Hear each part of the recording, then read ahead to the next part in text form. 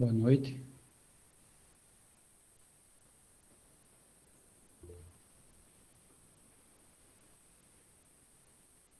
Boa noite, professor. Muito bem. De acordo com o que a gente conversou no último encontro, o que foi que a gente fez? No último encontro, nós resolvemos da questão 1 até a questão 6. Essas questões, elas são relativamente básicas, né? Pelo menos eles seguem a ordem, né, das questões básicas e vão se aprofundando de alguma forma à medida que o, as questões, né, a gente vai passando por elas. E tem algumas assim que é importante, né, dar uma olhada de uma forma mais criteriosa, né, como o exemplo da questão 4, né, que é uma propriedade que não é comum para todas as matrizes, então significa, né, que a gente definiu características das matrizes que comutam, né, aqui em particular essa questão está me falando que se a matriz A é comutativa com essa e a matriz B também é comutativa com essa, significa que elas são comutativas entre si. E para isso a gente tem que ver como é que fica a cara das matrizes A e B para comutar com M. Essa era a ideia dessa questão. E a ideia da questão 6 é um pouco da extensão dessa ideia. Eu não tenho uma matriz de apoio, né, para comutar, como a questão 4 pede, mas essa questão ela pede a comutatividade entre duas na ordem mais simples que a gente pode definir, que é 2 por 2. E, né, de toda forma, quem veio ao encontro anterior, quem assistiu à videoaula, né, que foi publicada, viu que não é simples, né, apesar da ordem ser a mais simples possível. Então, o que ficou para hoje? Né? Para hoje, nós ficamos de discutir a itens, né, a escolher, né, desses vários que eu coloquei aqui do item 7, né, pelo menos, né, a ideia. E a questão 8, que é balancear essa equação química. Eu vou mostrar um caminho simples, né, que não chega nem a utilizar técnicas bem elaboradas como a gente viu, como, por exemplo, a regra de Kramer ou o escalonamento, e depois a gente vai ver se a gente consegue escalonar. E em algum momento, né, em outra turma, apareceu algum problema e o tempo já estava bem adiantado, não deu para concluir essa questão com eles. Né? Eu fiz um rascunho depois, eu visualizei a solução e no terceiro momento eu já perdi essa solução, assim, né, no terceiro rascunho. Vamos ver se a gente consegue sair aqui, né, mas o que importa é a construção das ideias, pelo menos. O ruim dessa questão, né, já adiantando o que tem causado essa confusão à medida que eu tenho feito, é o fato de ter muitos zeros. Então você fica olhando assim, parece que não precisa escalonar mais, né? E sei lá. Bom, isso aí vocês vão ver. Depois desses dois momentos, né, do momento aqui da questão 7 depois da questão 8, aí a gente ficou de conversar um pouco sobre a ideia da, dessa avaliação da segunda unidade, tá? Em particular, eu já está pronto, né? Já foi elaborado e, no caso, a gente, né, repito, aí a gente vê qual é a melhor maneira, né, da gente fazer.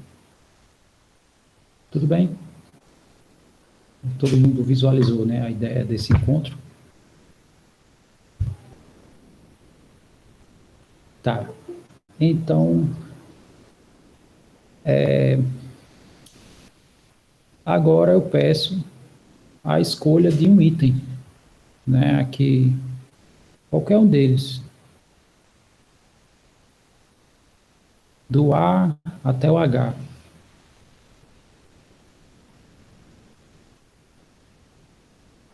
Sei lá, a priori, vou colocar um, mas pode ser mais de um, tá? O F. Ok. Aí o que que a gente vai fazer? A gente vai fazer a análise da geometria. Para isso, a gente vai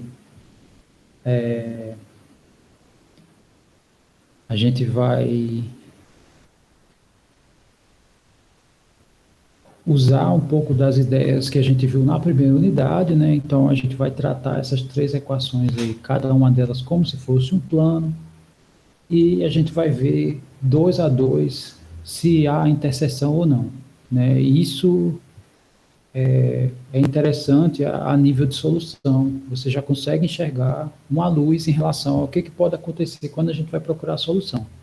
No segundo momento, a gente vai utilizar a regra de Cramer e depois escalonamento ou vice-versa, né? Aí não importa a ordem. Mas é isso que a gente vai fazer nessa questão, tá? Ok. Só um minuto, eu volto. Tá.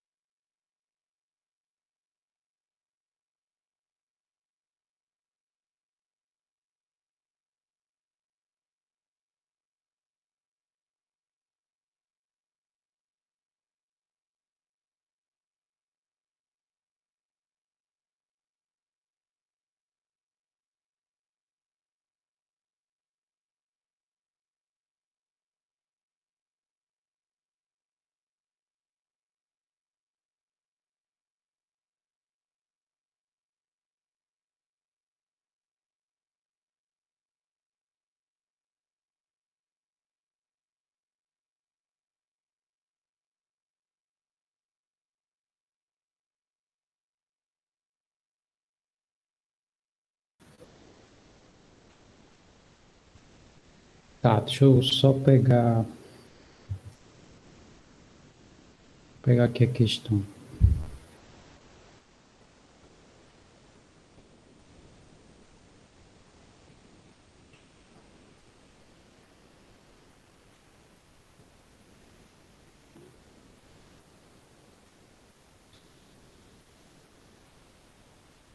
Então,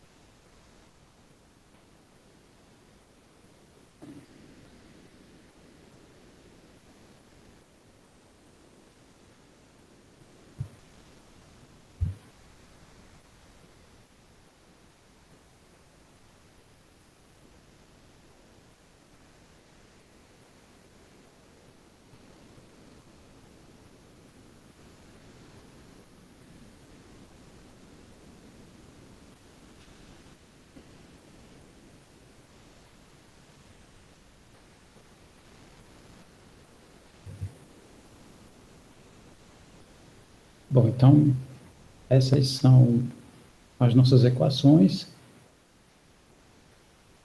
Se a gente considerar elas como planos, né, eu vou só nomear elas aqui para ficar mais fácil na hora de mencionar informações sobre cada uma. Então, aqui eu não vou escrever só assim, tá? Bom, então a primeira coisa que a gente faz é verificar se existe multiplicidade dos vetores normais. Então, só relembrando, né? Dado a equação de um plano, o que é o vetor normal? O vetor normal é um vetor que é ortogonal ao plano, né? E ele, assim, a exibição da equação do plano indiretamente já exibe as suas coordenadas.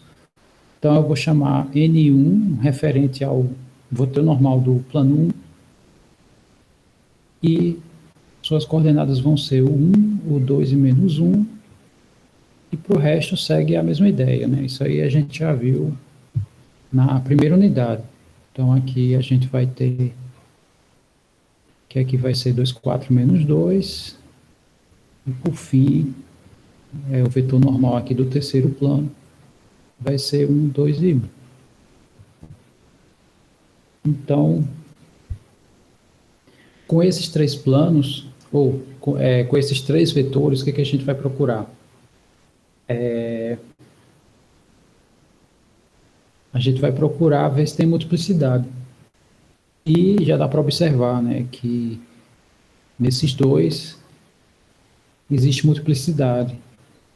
E é a seguinte, aqui já está bem óbvio, né? 2 vezes o vetor normal do primeiro plano dá exatamente o do segundo. Bom, alguém lembra aqui o que isso significa? Essa multiplicidade São aí? paralelos. Isso. De forma geral, existe na literatura isso, ou são coincidentes, mas na literatura tem classificações que são da seguinte maneira: eles consideram a coincidência um caso do paralelismo. Aí qual é a razão disso, né?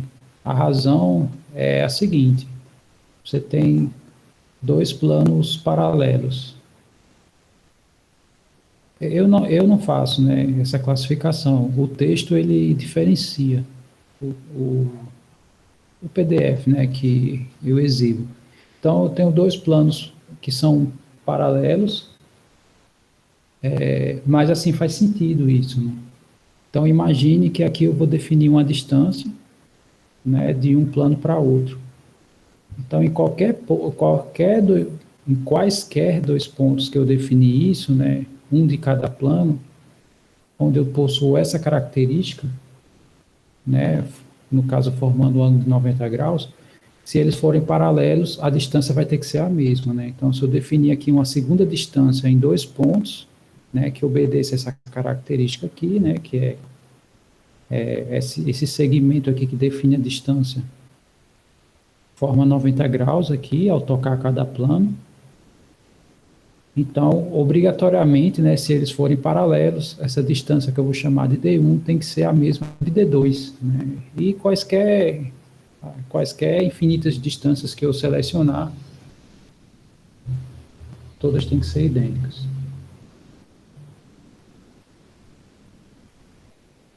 Professor, o senhor está desenhando alguma coisa? Porque aqui está travada a tela.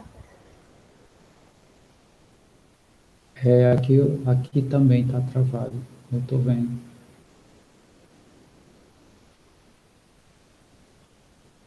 E agora? Destravou? Agora foi, né? Ok. Sim, retomando, né? O que eu desenhei, falei, mas vocês não viram. Então, aqui eu tinha desenhado dois planos paralelos e a gente sabe que se eu tomar um ponto de cada plano, de tal maneira que esse segmento formado, né, tenha os ângulos de incidência de 90 graus sempre, né, significa que as distâncias têm que ser a mesma. Isso no caso dos planos paralelos.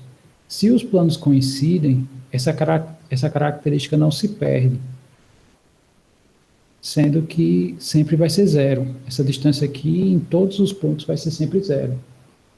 Então, essa é a razão de, em certos textos, né, considerarem que a coincidência é um caso de paralelismo.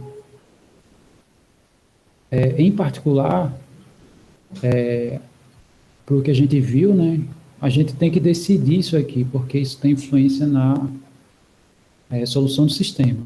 Então, para a gente decidir se isso aqui, qual dos dois casos a gente está aqui, né, tá, que existe aqui para esses dois planos, a gente vai ter que olhar para os termos independentes. Então, a gente vai ter que ver se isso aqui acontece. No caso,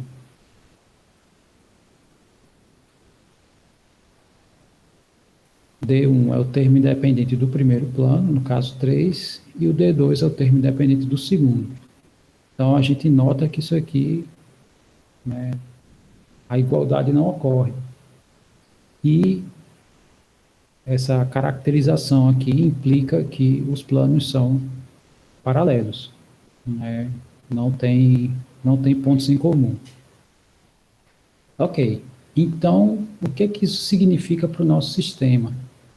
Que ele não tem solução, né? Resolver esse sistema é encontrar os pontos comuns, se eles são paralelos, né? Considerando que para a gente o paralelismo não tem interseção, né? O paralelismo ele ocorre nesse caso aqui, quando a interseção dá vazio.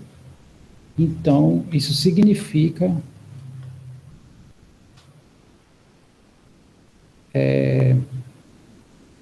que não teremos, né? Não teremos solução, né? Ok. Aí, deixa eu só responder a pergunta aqui do Lucas.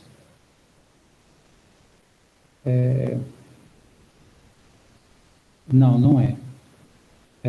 Aqui pode ser qualquer valor, né? Pode ser real. Real na verdade, é o que a gente utiliza aqui, né? De forma geral, nesses contextos.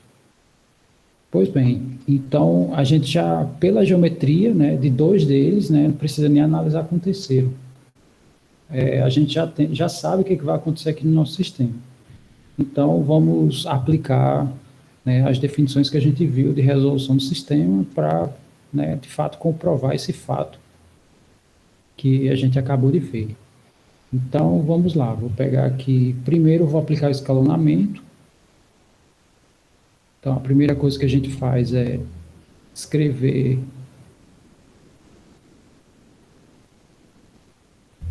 uma matriz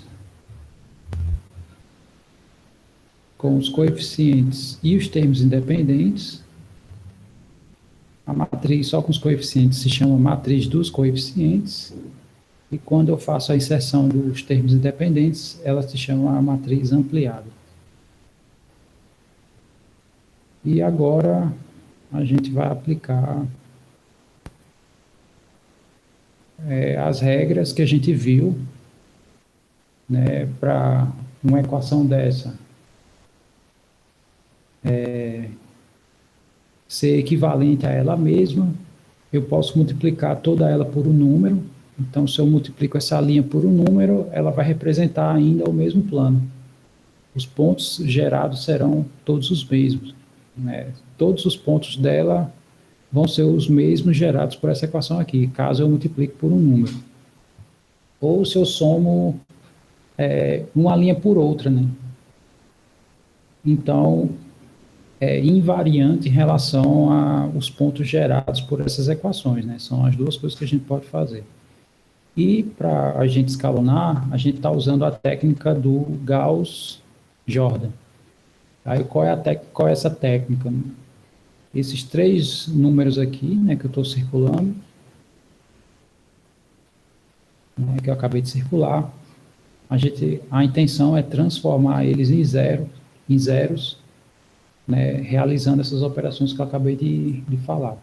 Então, para fazer isso, né, a gente faz coluna a coluna. Então, a primeira coisa que a gente vai fazer é pegar esse primeiro valor e usar ele como pivô, e usando ele eu vou zerar os dois na sequência, né? Eu vou zerar esse 2 usando esse 1, e vou zerar esse 1 usando esse 1 aqui. Bom, para fazer isso,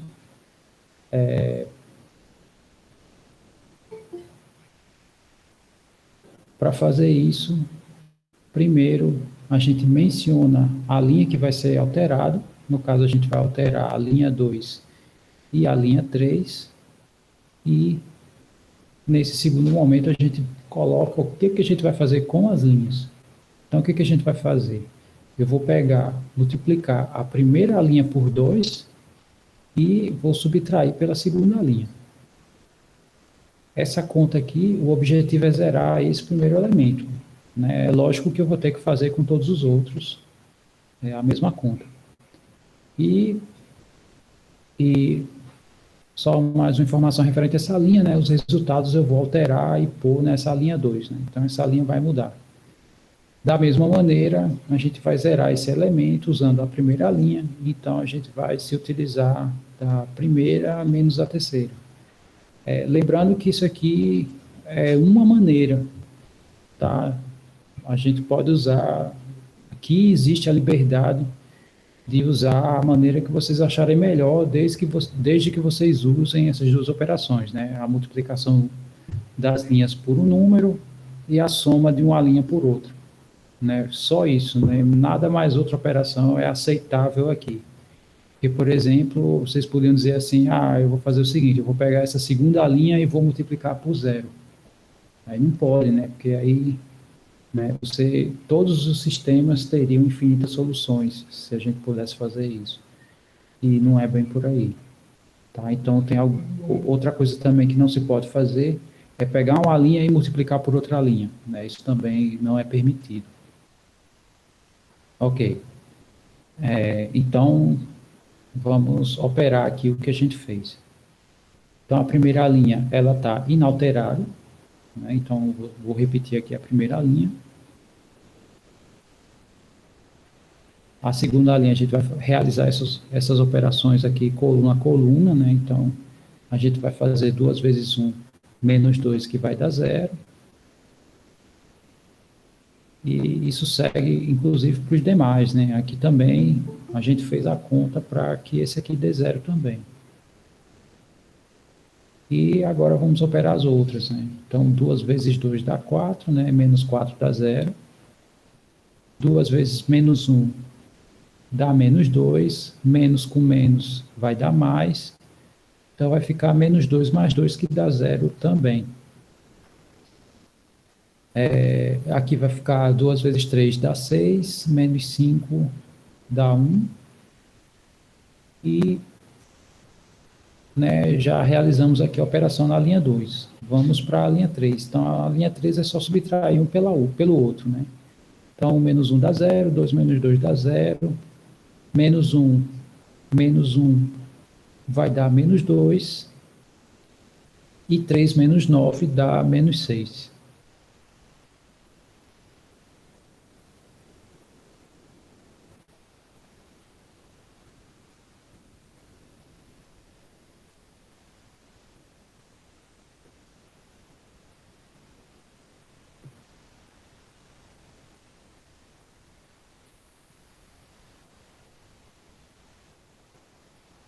Então, aqui a gente já tem como determinar a solução, né? Como eu falei, se a gente observar essa segunda linha aqui, o que essa linha está me informando, né? A gente transformou nosso sistema numa matriz, porém, essas linhas representam cada uma delas, cada plano desse, né? Se a gente faz esse paralelo, né, das matrizes com os planos. E isso significa que essa primeira coluna, né, eles definem os coeficientes da variável x, a segunda coluna, os coeficientes da variável y, e a terceira coluna, os coeficientes da variável z. Ou seja, o que significa essa segunda linha aqui, né, que eu marquei, no caso, ela aqui? Significa que a gente vai ter 0 vezes x, mais 0 vezes y, mais 0 vezes z, isso dando 1. E a gente sabe que isso é absurdo, né? Não existe número, não existe um número qualquer que multiplicado a zero dê algo diferente do zero.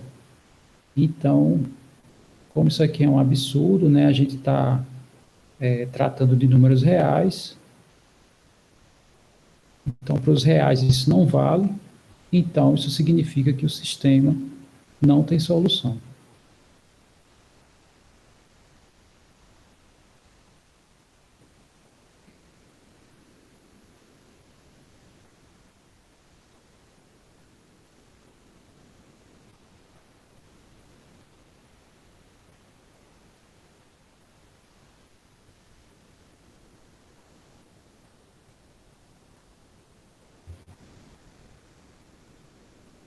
Todo mundo visualizou a ideia da resolução do sistema? Tranquilo, né? Aí, no caso, só precisa dar errado para uma linha, né? Já quebra a solução. Exato, isso. Quando não tem solução, é isso que acontece. Se esse sistema tivesse infinitos, o que ia acontecer nessa linha? Né, essa linha aí, por exemplo. Ia dar zero aqui. Né? Aí, com duas linhas não nulas, ia significar que eu ia ter variáveis livres, né, a nível de sistema. E ter variáveis livres significa que eu tenho infinitas soluções. Né? Mas aí essas infinitas soluções podem estar dispostas de tal maneira que a interseção seja uma reta, né, ou que seja um único plano. Né? Pode ser que os planos coincidam, pode ser que a interseção dê uma reta. Né? Então, existe ainda essas duas possibilidades. Aí, quando é que vai dar, assim, né, já que eu comentei isso, né, quando é que daria um plano, né, se nas três linhas duas zerassem? Então, significaria que os três planos coincidem com um plano só. E, caso contrário, né, se cada linha, os vetores normais das duas que restaram, né, suponha que essa linha é toda formada por zeros. As linhas restantes, no caso, como os vetores normais não são idênticos, significa que cada um aponta para uma direção, então a interseção vai ser uma reta.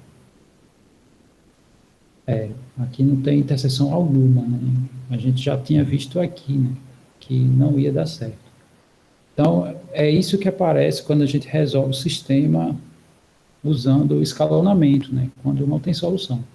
Agora, a gente vai resolver esse sistema usando... Felipe, mas se tivesse usado na segunda linha 2L3 menos L2, não ia ficar só o zero no X no Y, não? Espera aí, não entendi, diga de novo. Na segunda linha, se tivesse transformado em 2L3 menos L2. Sim, duas vezes L3 Menos L2. menos L2. Tá. Então, aí você ia estar mexendo com os planos que não são paralelos, né? Porque se a gente observar na geometria, se eu olhar para esses dois vetores, não há multiplicidade entre eles. Então, significa que se eu for achar a interseção deles dois, eu vou encontrar uma reta em comum. Porém, isso significa que o primeiro plano não deixa de existir. Então, aqui a gente, né, no primeiro passo, a nossa intenção era zerar esses dois. O que você está fazendo é outra operação, não necessariamente seguindo esse algoritmo, né, de zerar esses três. Né? Você mencionou outra possibilidade que eu poderia usar aqui. Mas, a partir do momento que eu fosse alterar qualquer uma dessas duas linhas e utilizando elas, isso era inevitável acontecer. Né? Aqui aconteceu no primeiro passo meu, mas poderia ser que não. Então, assim, o que você está falando, né, ainda não teria concluído o escalonamento. Porque, veja só, o meu interesse era zerar esses três. Com essas duas contas aqui, eu zerei os três já. Né? Eu sei que apareceu mais zeros do que eu estava precisando, mas aqui a gente supriu o que estava procurando. Né? Aqui zeramos, por isso que encerrou aqui o escalonamento. Tudo bem? Deu para entender? Eu acho que eu entendi a sua pergunta, mas veja que aqui eu não fui intencional, eu só segui o algoritmo, né, que zerar, né, os termos aqui na ordem, pré-estabelecido, né, pelo processo de escalonamento.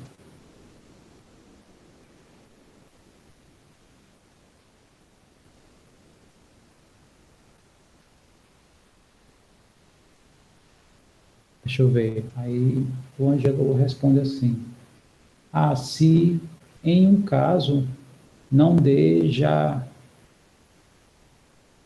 se não der já essa em solução, então, aqui eu estou fazendo o paralelo do geométrico com resolução do sistema. Então, a gente já tinha previsto, né, que ia dar uma coisa desse tipo. A gente só não sabia exatamente onde. Quer dizer, já tinha uma noção, né, que a gente analisou os dois primeiros e viu que as duas primeiras linhas já representam equações de retas paralelas. Então, é de se esperar que, se a gente mexesse com as duas primeiras linhas, né, ia aparecer um absurdo a nível de solução. Não tem interseção, então é isso que acontece. Então, a regra de Kramer a gente vai aplicar agora, tá? A priori, né? O que é a regra de Kramer? É a gente resolver o sistema utilizando determinantes, né? E como é que ele funciona? Ele funciona da seguinte maneira. Então, a variável x, quando a gente monta aqui os determinantes,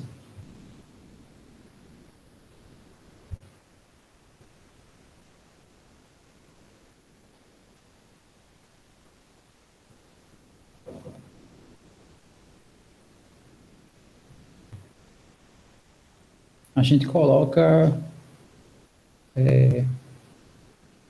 sempre nessa parte de baixo é a matriz dos coeficientes. Então, eu vou só copiar aqui.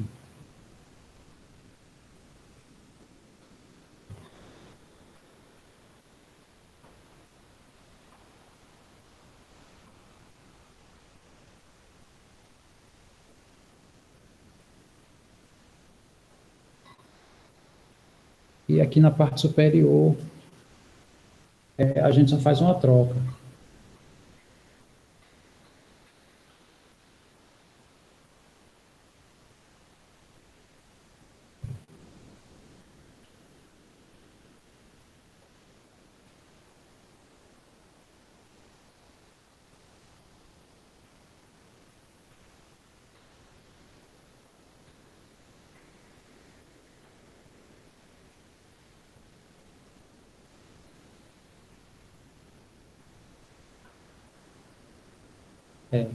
É por aí.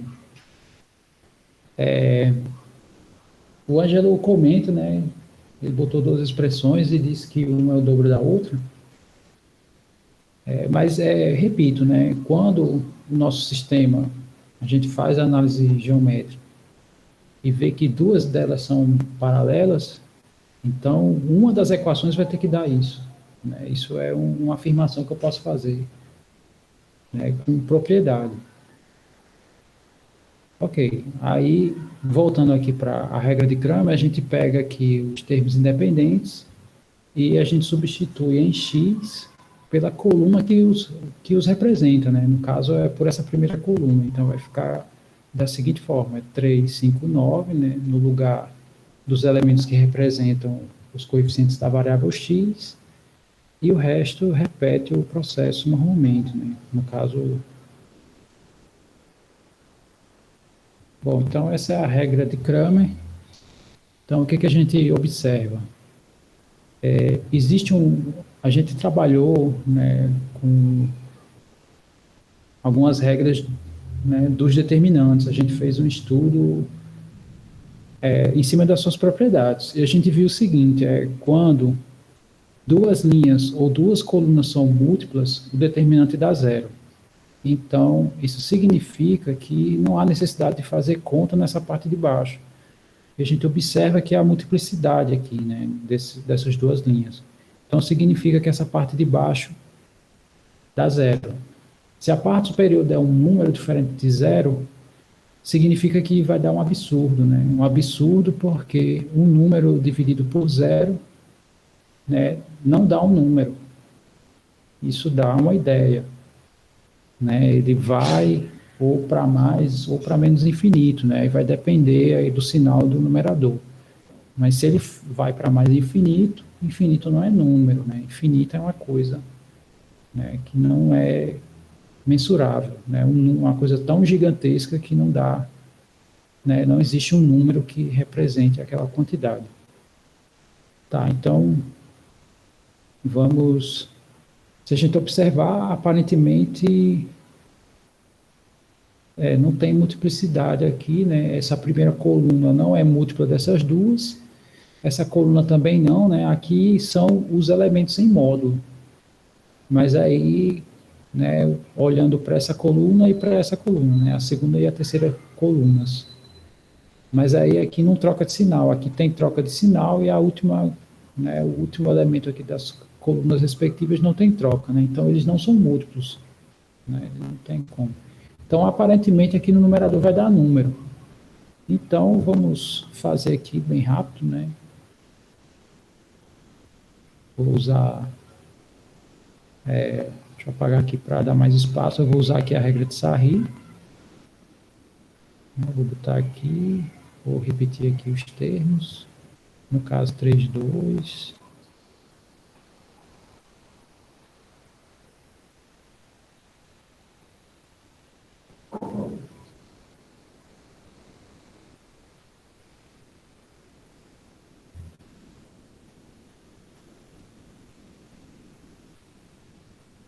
Aqui vocês podem usar quaisquer técnicas, né? Aqui não tem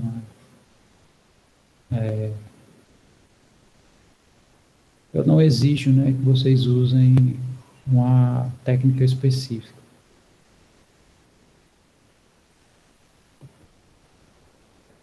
Bom, então vou fazer bem rápido aqui, né? Aqui vai dar 12, aqui vai dar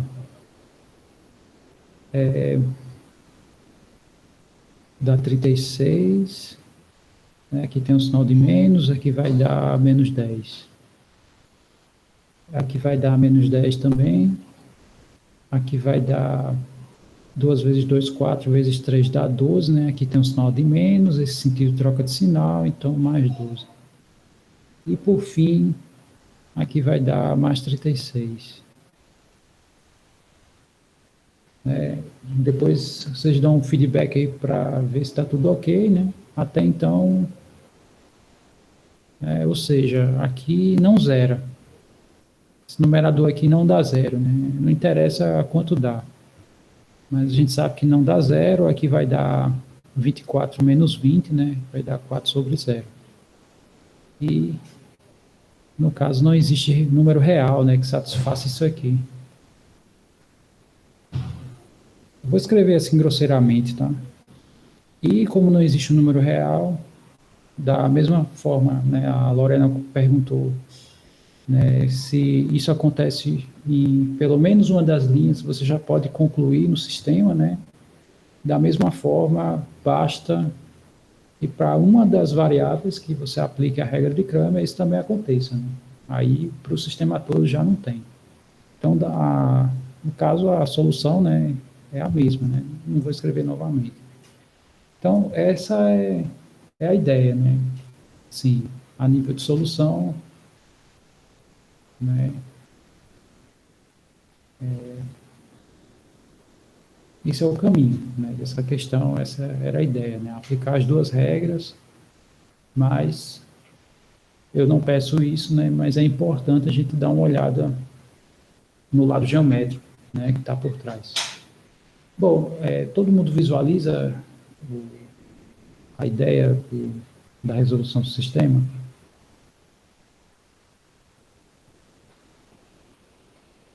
Tranquilo, né? Ok. Sim, em relação aos produtos, tudo ok, né? Ok, tranquilo. Tá. Vocês querem fazer mais alguma questão? Essa é suficiente? Vocês querem outra? Né? Querem escolher outra? teve alguma dessas que AD, né? Ok.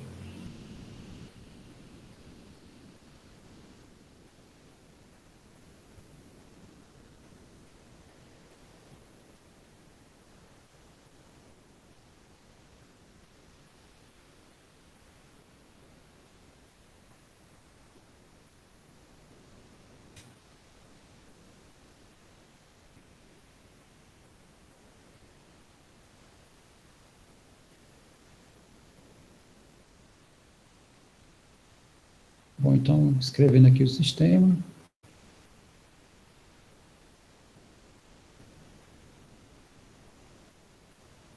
Só confiro se é isso mesmo. Questão dos sinais.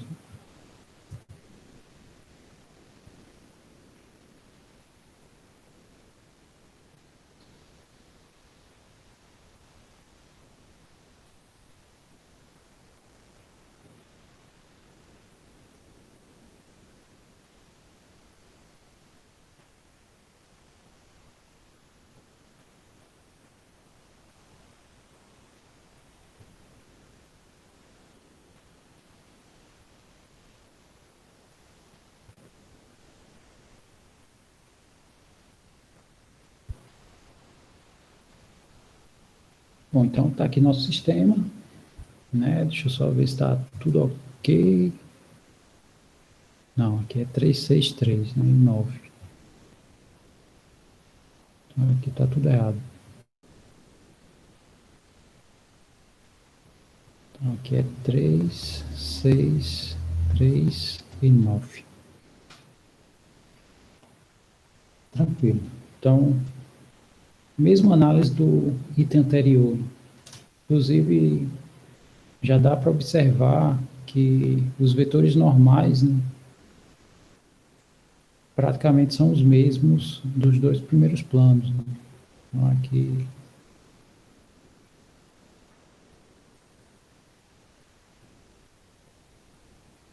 já se vê a multiplicidade, né? No caso, duas vezes o vetor normal do primeiro plano dá o vetor normal do segundo. E isso observa-se também nos termos independentes. Se eu faço duas vezes o termo independente do primeiro plano, ele vai dar o termo independente do segundo plano. Então, consequentemente, a gente tem aqui uma coincidência de planos, né? Geometricamente, esses dois planos são o mesmo. Então, o primeiro plano é idêntico ao segundo plano. Tá, o que que isso significa, né? Se a gente observar o terceiro, nota-se que o vetor normal do terceiro não tem multiplicidade com qualquer um dos anteriores, né? No caso, se esses dois planos são idênticos, eu posso descartar um deles, né? E significa que esses dois não têm multiplicidade, consequentemente, né, a posição entre esses dois planos aqui é uma reta, assim, no caso é uma reta, né, de interseção. Então, é isso que acontece, né? Deixa eu só mostrar aqui a ideia do desenho, né?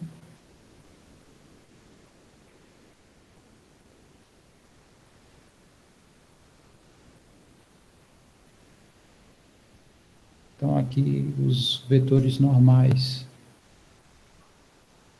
se não tem multiplicidade, significa que cada um aponta numa direção, né? E a gente vai ter aqui uma reta em comum, esses dois planos. Então, aqui a gente vai ter que encontrar isso, né? Uma reta em comum. Bom, como eu falei, a gente sabe que a nível geométrico, né, indiretamente a gente tem dois planos aqui nesse sistema. Porém, quando a gente resolve os sistemas cegos, né, a gente aplicando aqui inicialmente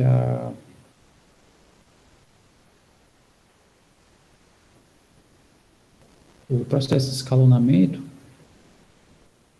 que a gente sabe? A gente sabe que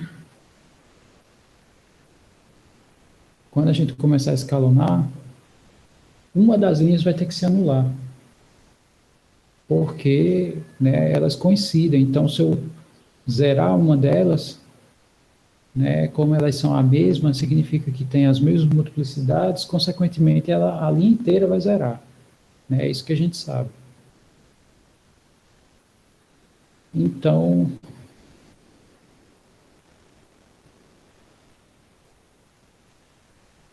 eu estou falando essas coisas, né, a gente já tem esse conhecimento da geometria, mas eu resolvo aqui, eu aplico os processos tanto de escalonamento e a regra de Kramer, como se a gente não conhecesse. Né? Porque é muito comum, quando se faz o estudo de sistemas, não fazer o paralelo com a geometria. Né? Então, a gente meio que vai às cegas, a gente vai sem saber o que essas linhas são, né? Se são múltiplas ou não. Ok, então, seguindo o algoritmo, né, esses três elementos, a gente tem a intenção de transformar eles em zeros, e a gente sempre, né, começa pegando aqui a primeira coluna, esse aqui que eu marquei como um quadrado, ele vai ser o pivô, né, ele que vai zerar esses dois elementos que estão abaixo dele, e no segundo momento eu pego esse elemento aqui, né, para zerar esse. É assim que a gente efetua o processo de escalonamento, né, o algoritmo propriamente dito. Então, tranquilo, né? Uma possibilidade para a nossa conta é a gente fazer o seguinte: para zerar esse carinha aqui, né, eu vou alterar a segunda linha da seguinte maneira. Eu vou fazer duas vezes a primeira linha e eu vou subtrair da segunda.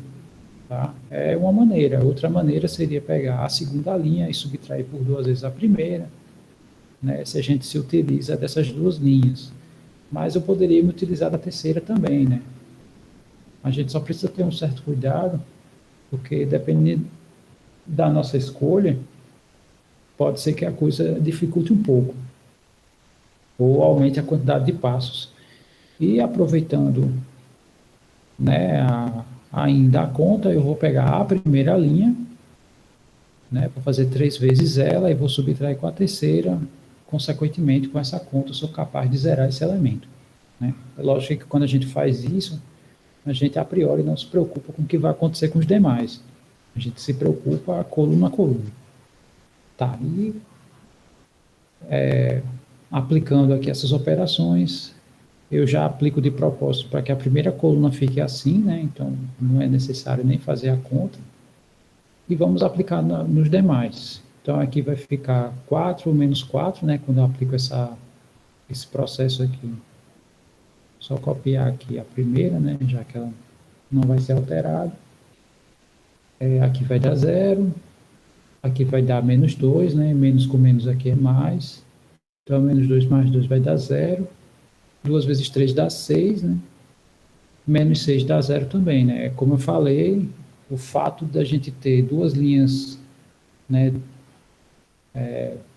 Dois planos coincidentes, significa que no sistema, em algum momento, uma das linhas vai ter que zerar completamente, né? E efetuando a operação aqui, né, para gerar os elementos da terceira linha, a gente vai ter que, aqui no caso vai dar 6, né, 3 vezes 2, menos esse elemento vai zerar, quer dizer, com esse processo eu já zerei os 3, né, e continuando aqui, no caso vai ficar menos 3 vai dar menos 6, e 9 menos 9 vai dar 0. Né? 3 vezes 3 dá 9, menos esse 9 aqui dá 0. Ok. Acabou sendo simples também, né? A resolução desse sistema. Em uma linha a gente já conseguiu chegar onde a gente queria. E agora é só fazer, né? Só determinar aqui a solução. Bom, como eu falei, a gente vai ter que encontrar uma equação de reto, né? Na hora na hora que a gente decodifica, né, esse sistema, essa matriz como sistema, e começa a isolar os termos, né? Então a gente vai ficar com o seguinte: essa última linha está me indicando que menos 6 vezes z dá 0, consequentemente o z ele vai ser zero, né? E ao descobrir esse valor para a variável z, quando a gente joga aqui na primeira linha, né? Mas essa linha é escrita como um plano, a gente vai ter isso, né? X mais 2y menos z é igual a 3 e a gente sabe que esse z vale zero. Bom, então a gente vai ter isso aqui, né? Sei lá, escrevendo de uma maneira simples, x vai ser 3 menos 2y. Aí quem vai ser o y? Bom, não tem relação nenhuma, é o próprio. Né? Nenhuma das equações aqui exibe, né, no caso, o x está dependendo do y, então o y é ele mesmo, e o z vale zero. Então, praticamente eu já exibi aqui a equação da minha reta. Né? Não sei se vocês conseguem enxergar isso. Tá? Como é que no caso, aqui está a equação da minha reta, né? Então, só para ficar com a cara do que a gente viu na primeira unidade, eu vou chamar esse y de t, né? E se esse y é t, significa que eu posso trocar ele pelo t, então vai ficar 3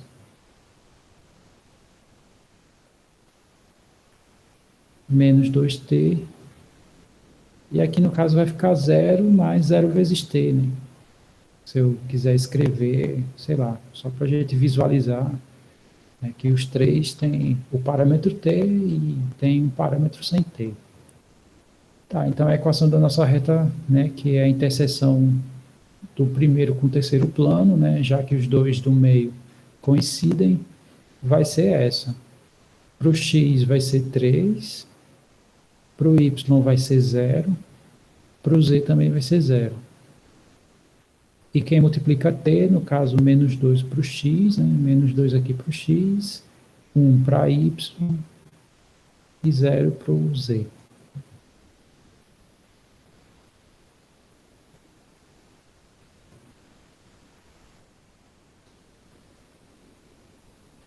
Bom, então tá aí.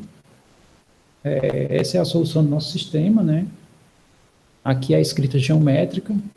E essa aqui é a escrita no sistema, né? No sistema a gente exibe quem é x, y, z, simplesmente, né?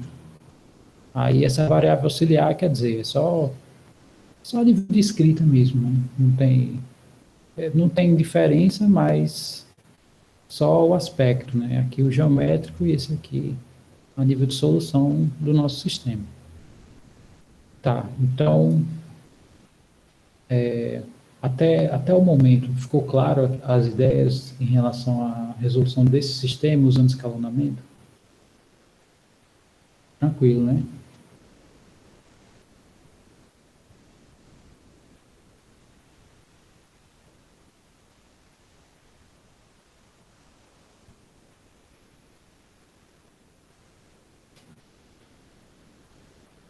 Bom, assim, não sei qual é o sentido de complicado assim, que você está falando. Não sei se é complicado a nível de exibição de solução, né? Ou o processo de escalonamento, né? Quando é que ele demora mais. De toda forma, se meu sistema só tem um valor para x, um valor para y e um valor para a variável z, significa que os três planos 2 a 2 são concorrentes. Isso significa que a posição entre eles, né, vai ser algo semelhante ao que eu estou desenhando. Então, se eu tenho três planos que estão dispostos dessa maneira aqui, e se a gente for procurar pontos em comum, aqui só tem um ponto em comum, né, que é esse ponto aqui. Que aí é quando o nosso sistema só tem uma solução, né? A nível de solução é assim que a gente fala. Tá, aí significa que a nível de escalonamento aqui o processo demora mais, né? Já que não vai ter linhas completas ou parciais que vão zerar. Quando zera linhas completas, então, assim, a nível de resolução do sistema, não é ruim, porque acabou ali, né? Não tem, a gente já tem uma ideia do que está fazendo, mas quando, né, se não zerasse, pode ser que o processo demore mais. E a nível de exibição de solução, o caso pior é esse aí que vocês estão vendo, né? Porque essa solução aí a gente manipula para exibir que de fato tem uma reta em comum, né? Mas aí no caso, eu repito, né? Aqui a gente está fazendo um paralelo entre resolução de sistemas e geometria, né? Existe uma coincidência? Sim, existe, mas a maneira como se fala é diferente, né? Aqui, né, a gente não fala de equações de retas como sendo equações de um sistema, a gente não fala assim, né? A gente só diz que no sistema as equações são lineares, ou seja, os expoentes de cada variável são iguais a 1 ou 0, né? Quando tem termo independente aqui, não precisa. No caso, como é que seria a solução? Né? A solução seria essa exibição aqui, ó. Porque eu estou exibindo como é que eu encontro o valor de cada variável, né? A gente tem, pelo menos em particular, né? Quando a gente faz o paralelo, a gente sabe o que está acontecendo, a gente visualiza, né? Tem uma ideia mental, né? Não é às cegas, mas essa é a maneira de exibição, tá? Bom, e a outra maneira de resolver esse sistema é usando a regra de Cramer, né? Repito, e da mesma forma que a gente fez para o caso anterior, né? A gente vai exibir aqui para cada variável, né? No caso desse aqui, a gente vai ver o que acontece, né? Assim,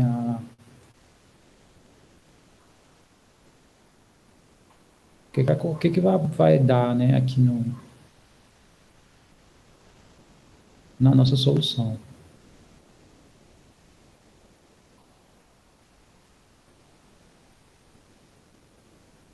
Então, vamos escrever aqui os termos, né? Bom, de novo, né? A variável x, os termos dependentes, a gente substitui pelos coeficientes que representam a variável x nas três equações, né? Então, no caso aqui vai ficar 3, 6 e 9. O resto a gente repete aqui, né, da matriz dos coeficientes. Então, aqui vai ficar 2, 4, 6 e menos 1, menos 2 e 3. Nessa parte de baixo vai ser exatamente todos os números que estão aqui na matriz dos coeficientes, inclusive até na ordem, né? Então, 1, 2, menos 1, 2, 4, menos 2, 3, 6 e 3. Aí só, né, repetindo um pouco dessas ideias aqui, né, vou exibir, né, as propriedades de determinante, que é a propriedade que a gente, no caso, está procurando lá, é essa, né? Quando eu tenho duas linhas idênticas, determinante dá zero, e essa terceira propriedade me diz que quando uma linha, né, ela possui um múltiplo em todos os termos da linha, ele pode sair do determinante, né? Então, juntando essas duas propriedades, o que a gente pode afirmar, né? Que quando uma linha é múltipla da outra, né, então o determinante na matriz vai dar zero. Aí, aqui, basta exibir isso, né?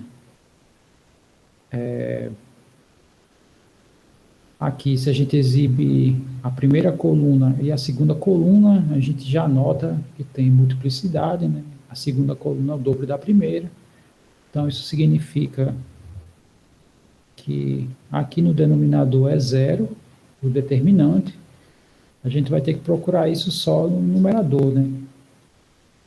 Bom, no numerador, eu sei que se a gente for olhar linhas, aqui no caso a primeira e a segunda, né? Aqui é o dobro, aqui é o dobro, aqui é o dobro, né? Então essas duas linhas são múltiplas, o determinante também dá zero. Então aqui já dá para observar um problema, assim, na verdade não é um problema, e sim uma limitação da regra.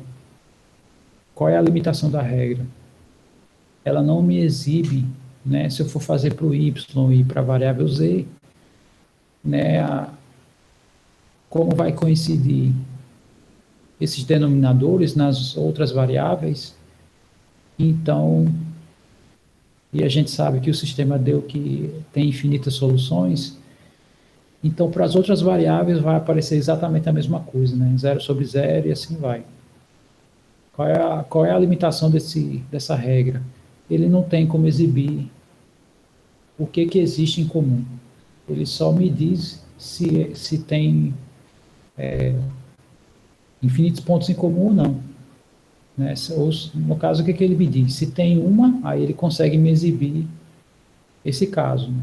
Ele me dá exatamente os números quando o meu sistema tem uma solução para cada variável. Mas, fora isso, ele só indica para a gente, né? Ele só indica se tem infinitas ou se não tem. Então, aqui a gente já está resolvido praticamente o sistema, né? Para as outras variáveis, aqui a gente não vai fazer porque por causa do tempo, assim, mas de toda forma, se vocês forem fazer isso, né, trocar essa segunda coluna aqui, né, vai dar para notar que tem, quer dizer, se essa segunda linha é múltipla da primeira, quando eu faço a troca aqui em qualquer coluna dessa, né, vai se manter a multiplicidade delas, né? Então significa que para o y e para o z vai aparecer exatamente a mesma coisa. Então tá, né, eu vou só escrever, né, aqui só indica que o sistema tem infinitas.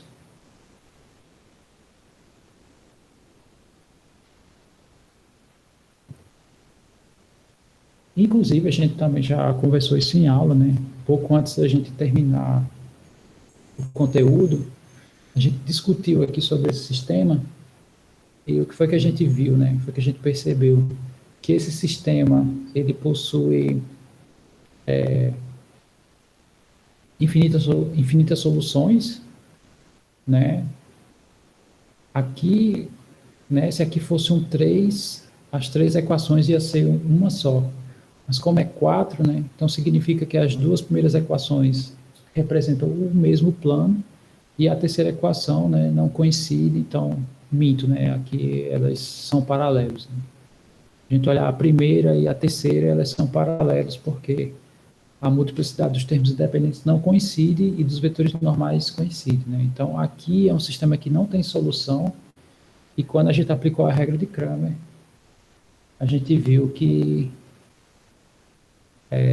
ele acusou que esse sistema erroneamente tem infinitas.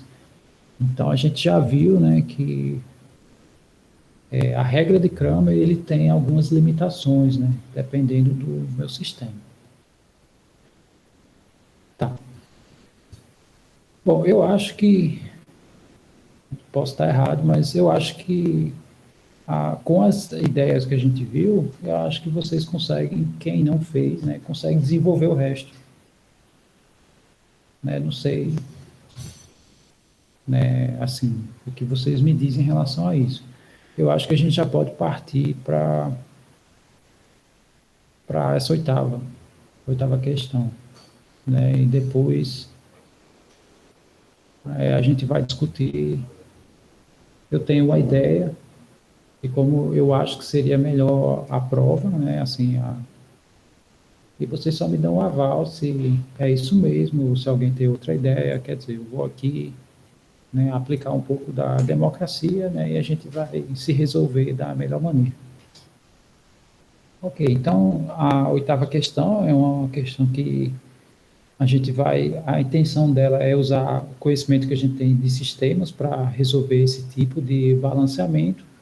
Em particular, quando se estuda esse tipo de conteúdo no ensino médio, é muito comum a gente ver já resultados numéricos, né? E por que disso, né? Por que que quando a gente estuda no ensino médio já é exibido números, né, no balanceamento?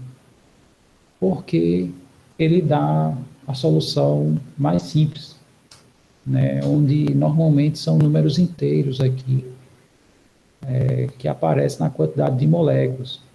Indiretamente, ele está dando a proporção, né, de cada molécula dessa, né, para que a equação exista, né. A priori, a gente sabe isso, né, que a gente mistura uma substância que possui essas moléculas, né, não vou dizer puramente, vamos dizer assim, né, só tem essas, e outra substância que só tem essa molécula, se a gente unir, fizer a união disso, ele vai gerar essas duas moléculas, né, vai gerar água e essa outra. Eu peço perdão o fato de eu não lembrar mais da maioria desses símbolos, né, também não estou mencionando, que de fato não é o nosso interesse aqui. E também não é necessário saber, né? Para resolver da maneira como eu vou exibir. Então, a ideia seria o seguinte, eu dizer, eu não sei a quantidade de moléculas que tem uma determinada substância, então eu vou dizer que tem X moléculas dessa, né, adicionadas a Y moléculas dessa, e isso vai me gerar uma certa quantidade de Z dessa molécula, mais uma certa quantidade de T de água. E é aí que a gente monta nosso sistema, né, para balancear essas equações. Bom, aí como é que a gente faz isso, então? Bom, a gente gera cada equação amarrando cada átomo. Então, a primeira coisa que a gente faz é observar o átomo de hidrogênio. Bom, antes de reagir, tinha X quantidades de hidrogênio. Então, eu vou escrever aqui, eu tinha X. E depois que reagiu, tinha 2T. E a gente sabe que aqui tem que se valer o princípio de Lavoisier, né? Não o político, né? E sim o que, né, determinou uma determinada lei em relação aos elementos da natureza, né? Que na natureza nada se cria, nada se perde, né? Tudo se transforma. Então, significa que não pode haver desperdício a nível de substância. Pode ter desperdício de energia, quer dizer, aí tem, né, se a gente for para o lado físico, né, possa ser que algumas coisas são transformadas, né, e não são aplicadas totalmente. Mas, no fim das contas, continua valendo a lei, né? Muito bem, então, acabei de gerar aqui a primeira equação, né, em relação ao hidrogênio. No segundo momento, no caso do flúor, também tem a mesma quantidade de hidrogênios antes de reagir, no caso X. E depois da reação, né, eu tenho 4 Zs do F, né? Então, vou botar aqui 4Z.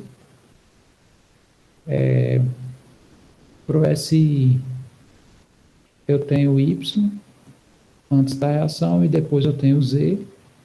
E para o oxigênio, a gente tem 2Y antes de reagir.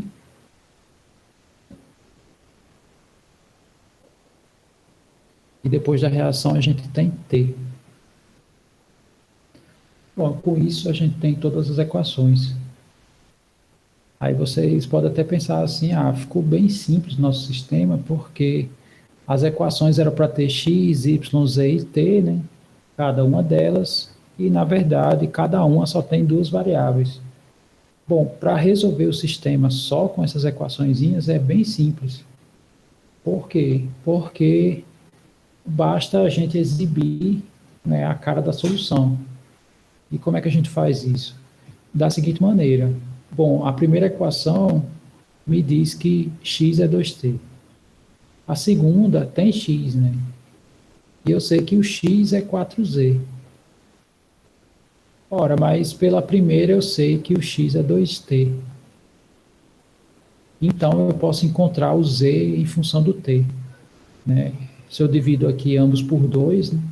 Quer dizer, por 4, né? A gente vai encontrar que o z é o t sobre 2. Como o y é igual a z, então o y é t sobre 2 também, né? Z é t sobre 2. E o t é o próprio. Né? Aqui também dá para encontrar isso, né? Faço 2 dividindo aqui, o y é t sobre 2. Quer dizer, aqui a gente tem infinitas soluções, né? Isso aqui seria a equação de uma reta representada em 4D, né? Bom, então está resolvido, né?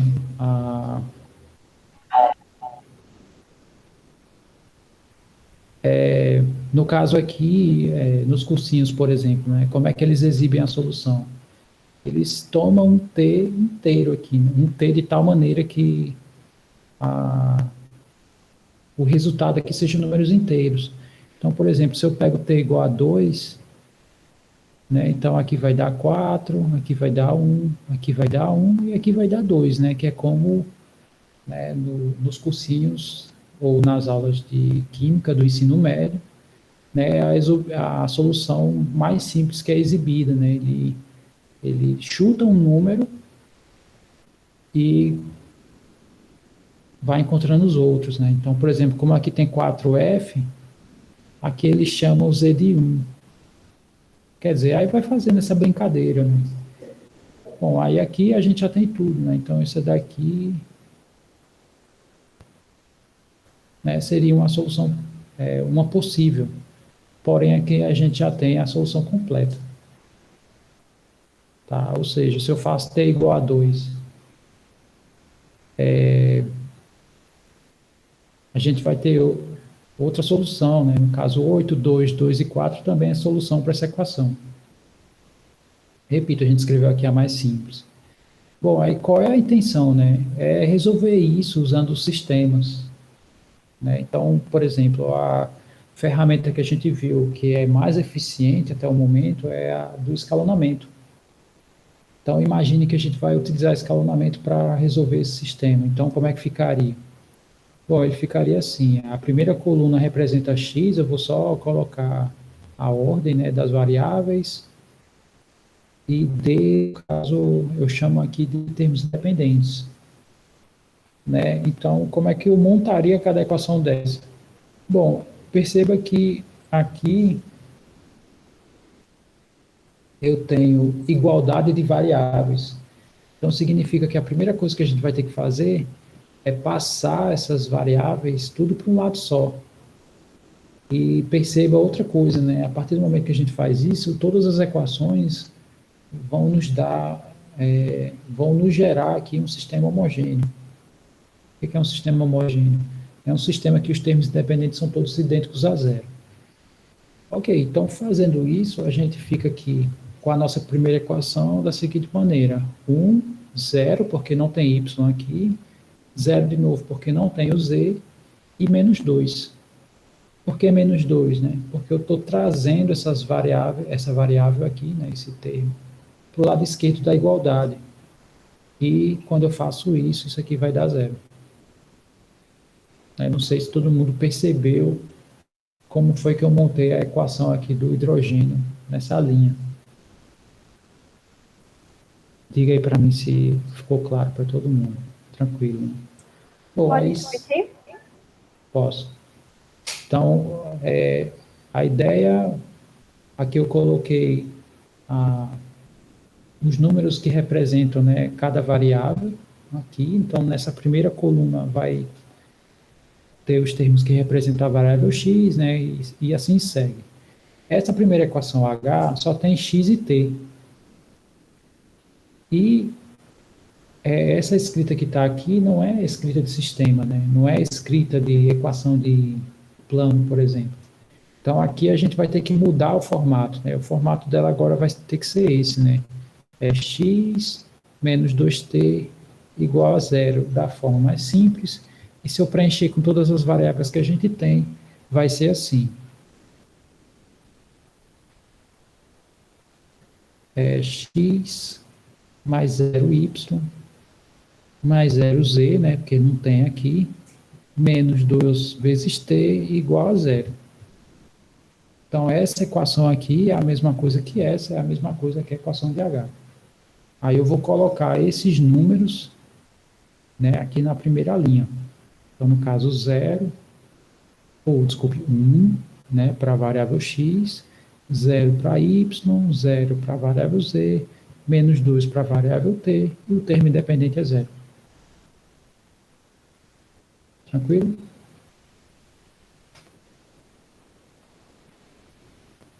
Ok, aí segue a mesma ideia para as demais. Se a gente faz isso para as outras, então aqui vai ser 1, 0, menos 4, 0 e 0.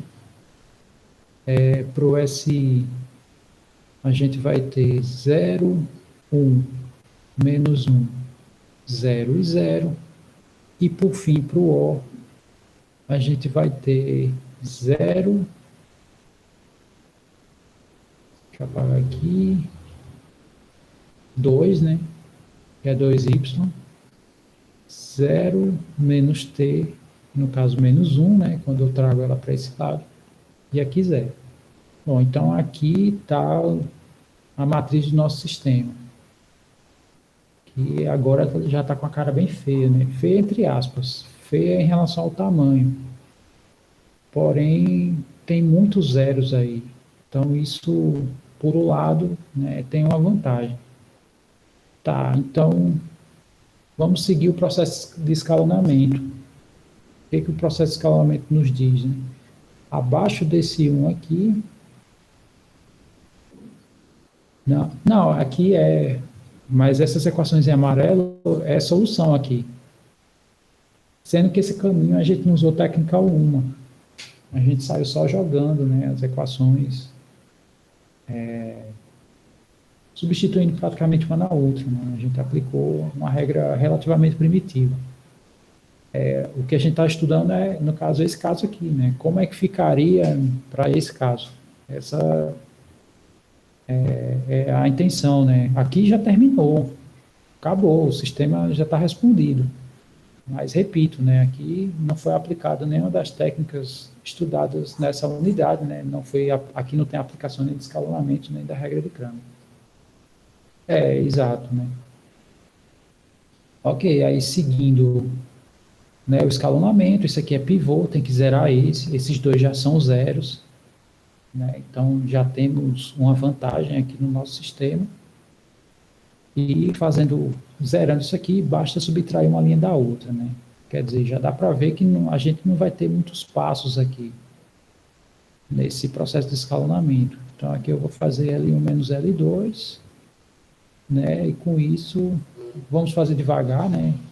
Já que tem mais números, é propício a gente errar. Então, subtraindo aqui vai dar 0, aqui também vai dar 0, aqui vai dar 4, né? Que é 0 menos o menos 4, fica mais, e esse menos esse dá menos 2. Ok, então, vou só copiar o resto aqui. E eu estou fazendo mais lento para diminuir a incidência de erro. Aí não precisa repetir essa coisa para as linhas de baixo, não? Essa conta? Não, porque só envolve a linha 1 e 2. Ah, entendi. Então, a linha 3, linha 4 e linha 1, A linha 1 foi usado, mas não foi modificado, né? Nenhuma dessas, assim como essas outras duas. Por isso que ficou só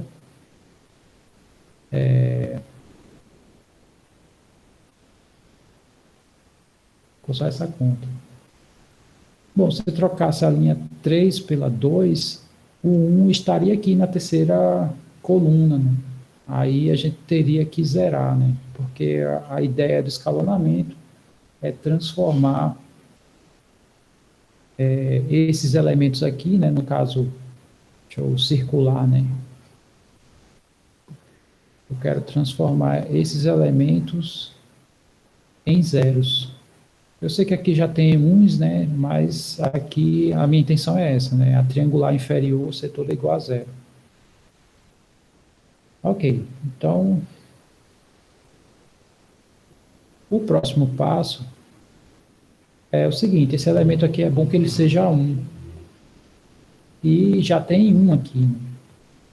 Então aqui a gente pode trocar, quer dizer, eu acho que a pergunta dele é para esse passo de agora, né? A gente troca o L1 pelo L3, né, sem problema nenhum, e aproveitando aqui a conta, aqui não fez a troca ainda, né? Aqui eu só estou dando a ordem para que haja troca, e eu vou aproveitar e zerar esse elemento aqui, ó, que eu tenho aqui um pivô que pode, né, proporcionar o zero desse elemento. E no caso, eu vou fazer o seguinte: eu vou pegar, alterar a linha 4 e vou fazer 2 vezes a linha 3 menos a linha 4. Observe que a gente vai mudar essas duas linhas, mas não mudamos ainda. Como a gente não mudou ainda, a referência permanece a mesma. 2 vezes a linha 3 é 2 vezes essa linha, né? E subtraindo pela linha 4, a intenção é zerar esse. E eu acho que esse vai ser nosso último passo, né? Bom, então vamos fazer aqui escrever, né, os elementos. Linha 1 não tem alteração, né? A linha 3 e a linha 2 vai ter uma mudança de ordem. O que a gente vai fazer aqui, né, nesse passo próximo? Eu vou fazer logo a conta da linha 4, depois eu faço a troca da linha 3 com a linha 2 e copio a 1. Então, vamos lá, né? Copiei a 1 porque não teve alteração nenhuma. Fazendo a conta aqui da linha 4, aqui vai dar, eu estou operando essa linha com essa, então aqui vai dar 0. Aqui também vai dar 0. Aqui vai ser 2 vezes essa, que dá menos 2. Menos essa, vai continuar dando menos 2. 2 vezes esse carinha vai dar 0, né? Menos o menos 1 vai dar 1. E aqui 0. Bom, e agora eu vou fazer a troca, né? Essa linha aqui eu vou passar para a segunda linha. E aqui, no caso, ficou a...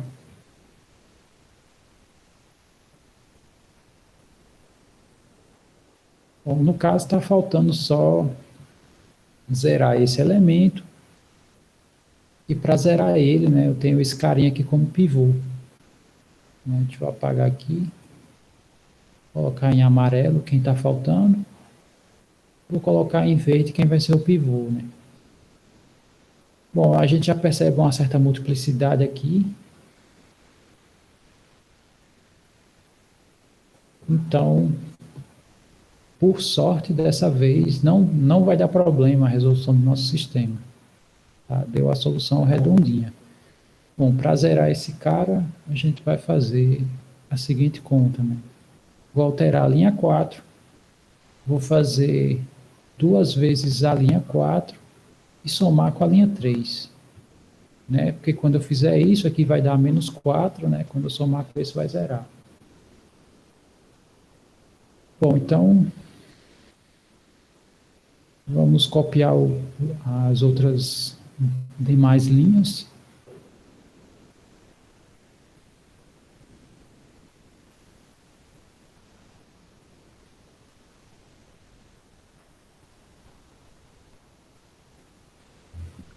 Felipe, uma dúvida. Pode falar. Toda vez que eu for alterar alguma linha, digamos, aí a gente alterou a linha 4. Toda vez eu tenho que me utilizar dessa linha, fazer uma operação dela com outra linha para eu poder concluir essa operação, ou eu posso, digamos, minha linha 4 vai ser o resultado da 2 vezes a primeira, mais 3 vezes a segunda, sem envolver nessa operação a linha 4. Eu alterar ela de acordo com operações em outras linhas. Pode isso ou tenho sempre que envolver ela na operação?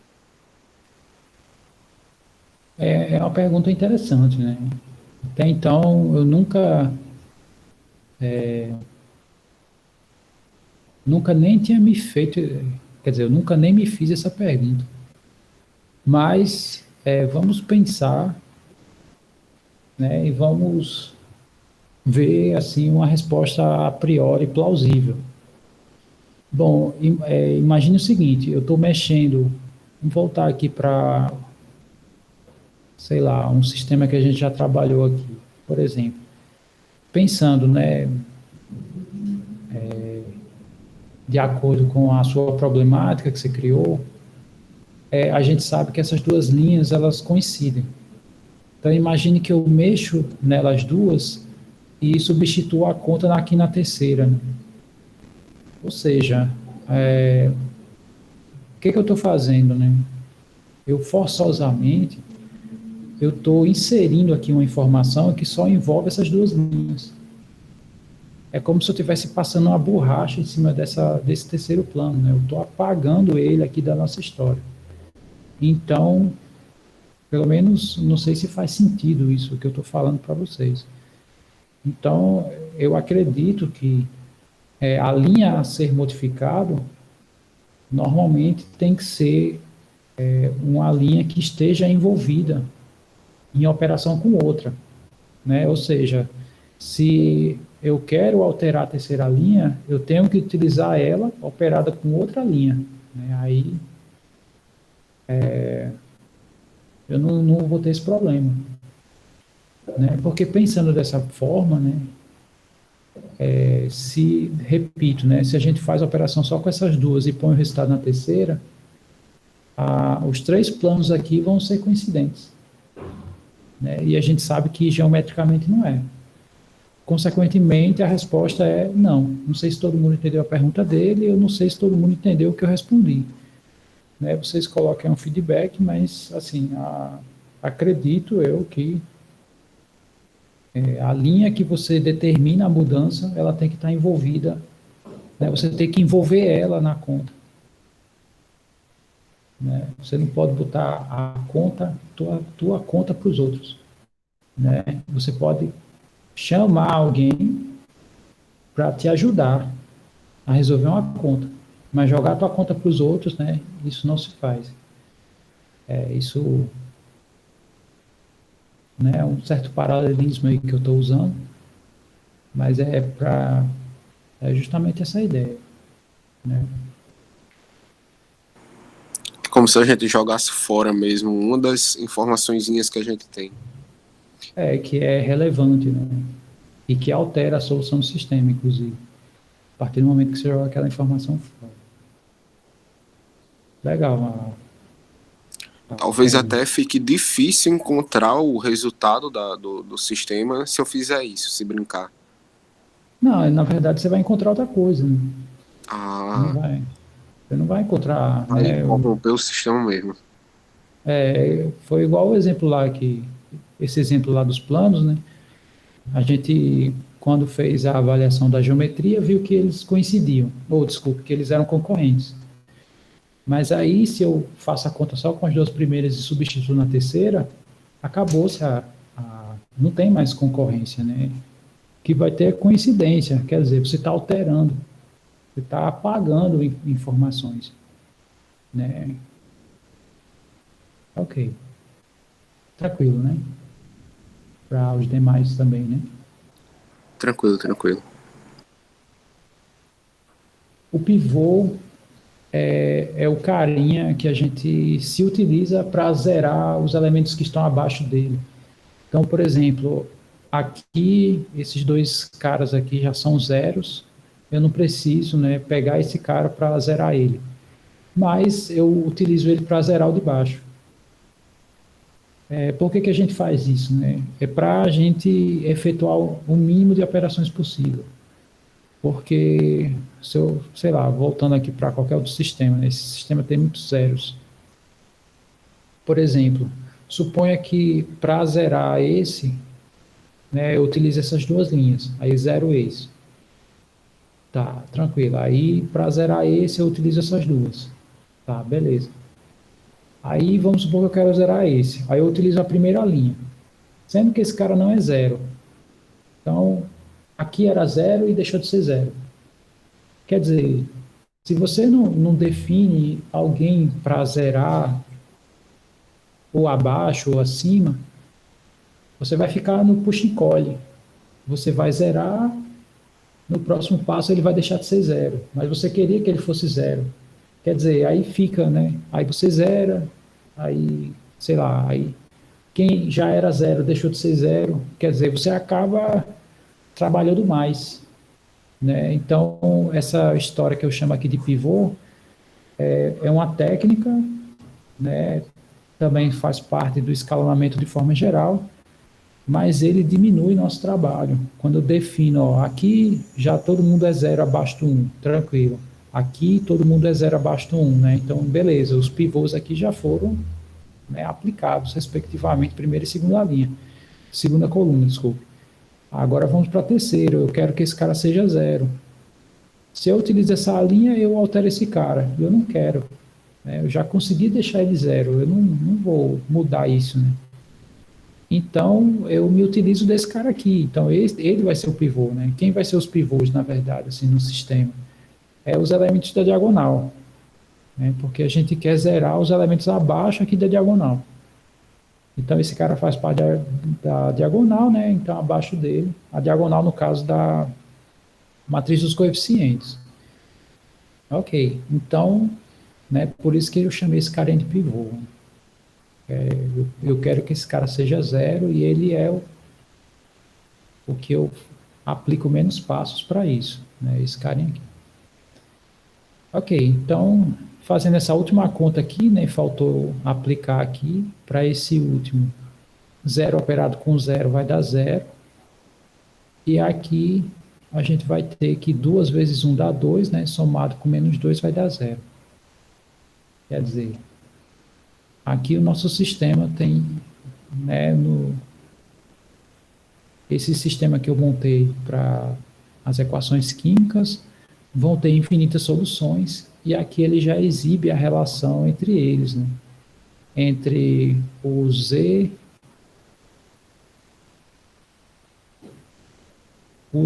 e o T, consequentemente, né, entre o Y e o T, né, a partir do momento que eu encontrar se eu sei uma relação entre Y e T, eu sou capaz de encontrar, entre o Z e o T, desculpa, eu sou capaz de encontrar uma relação entre o Z e o T, né, já que aqui eu tenho uma relação entre Z e Y, e aqui eu já tenho uma relação entre X e T. E quem é o T? É o próprio, né, T é T, então está resolvido, né, está aqui o nosso sistema, né, aí no caso, é meio redundante, né, a gente acaba voltando para equações desse tipo de novo. Né? Bom, então é isso, né. Com isso a gente encerra, eu acho que eu passei um pouquinho do tempo, inclusive.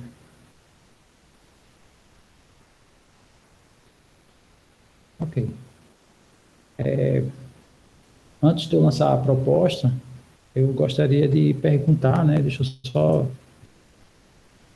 encerrar aqui a gravação. Eu queria só saber, no caso, aqui o próximo passo seria mexer e encontraria isso, né? Como? Da seguinte forma, x é menos 2t, né? Então x é menos 2t, desculpa, x é 2t, né? Aí y é menos z, quer dizer, aí vai sair fazendo esse trocadilho que eu fiz, vai dar exatamente isso, né?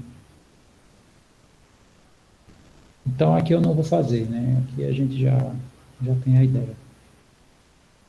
Tá, então, ok. Deixa eu só encerrar a gravação aqui. Só antes de liberar vocês,